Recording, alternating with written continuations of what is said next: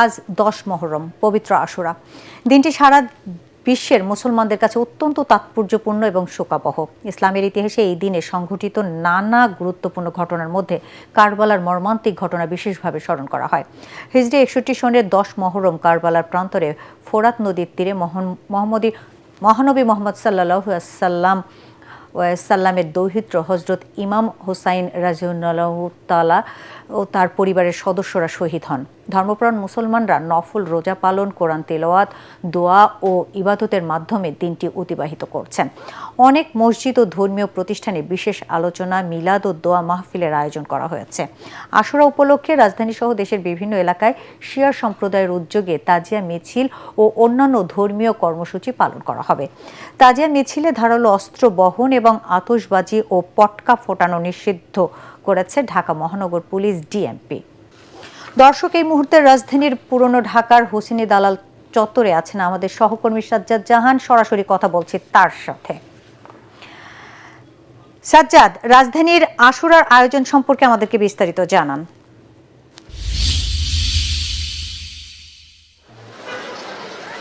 জি, ধন্যবাদ আপনাকে। আমরা এই মুহূর্তে রয়েছে রাজধানীর পুরান ঢাকার হোসেনি দালান এলাকায়।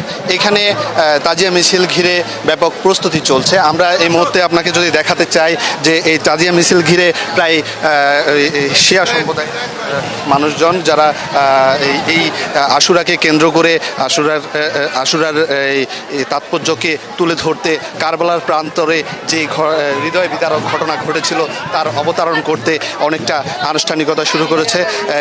আপনি জানেন যে ইমাম হোসেনের ইয়াজিদ বাহিনীর কাছে ইমাম হোসেনের যে মর্মম আত্মত্যাগ, সেই আত্মত্যাগের স্মৃতিকে ধারণ ও লালন পালন করতে, তার যে শোকের প্রতি শ্রদ্ধা জানাতে এবং কি এই সার্বিকভাবে যে একটা প্রস্তুতি এবং কি সেই প্রস্তুতিরই অংশ আপনাকে আমরা দেখানোর চেষ্টা করছি।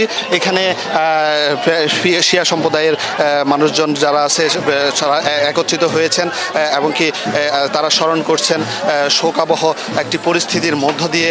তারা ইমাম হোসেনের যে আত্মত্যাগ তাকে স্মরণ করে এই তাজিয়া মিছিলটি এখান থেকে শুরু করে পুরান ঢাকার লালবাগ হয়ে এটি ধানমন্ডি 2-এ গিয়ে শেষ হবে। তো এরকম একটি আবহ কিন্তু আমরা এখানে দেখতে পাচ্ছি। মিছিলটি এখনো যাত্রা শুরু করেনি, তবে এখান থেকে আমরা দেখতে পাচ্ছি যে প্রায় কালো রঙের কাপড় পরিহিত অবস্থায় এবং কি খালি পায়ে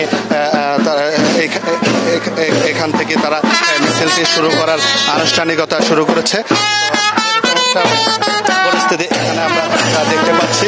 তো আজ 10 মুহররম অনেকাংশে ইসলামের ধর্মের মানুষদের জন্য নানান ক্ষেত্রে গুরুত্বপূর্ণ। এই 10 মুহররম আমরা জানি যে ইহা নবী এখানে করেছে। তো আমরা সার্বিকভাবে যেটি দেখতে পাচ্ছি, মিছিলটি অনেকটা যাত্রা করেছে। তো আমরা এই মিছিলটি হয়তো ধানমন্ডি 2-এ গিয়ে শেষ হবে। তো এই ছিল আমার কাছে সর্বশেষ পরিস্থিতি। সাজ্জাদ, আপনাকে ধন্যবাদ।